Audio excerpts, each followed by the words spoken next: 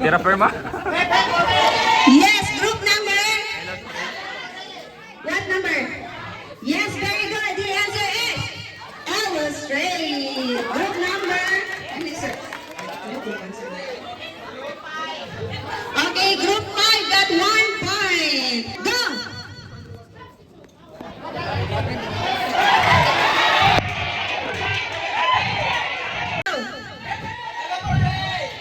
Okay. Okay, say Herman. Can you spell the word inequalities? Spell the word inequalities, bro, Herman. Inequalities.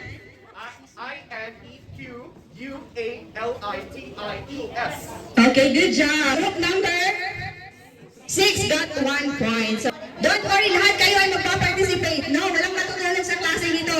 Okay, go!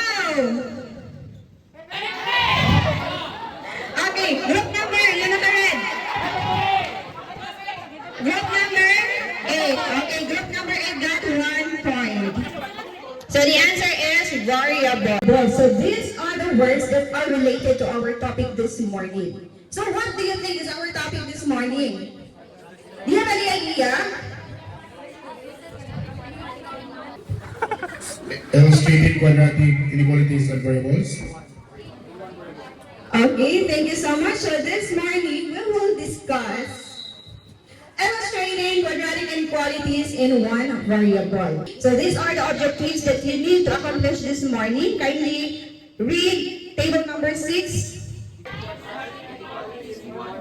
Okay, number 2. Okay, table number 1. So these are the objectives that you need to accomplish this morning. So now, let us define what is inequalities. Do you have any idea? What is inequalities? If the two expressions are not equal, ma'am. Yes, very good. Inequalities, it is a mathematical statement. So according to ma'am, it is an expression that is not equal. So the word here is not equal. So from the word inequalities, it is not equal. Mathematical statement that compares two expressions and shows that they are not equal. Inequalities, instead of using an equal sign, it uses symbols such as greater than, less than, greater than or equal to, and less than or equal to. Is it clear?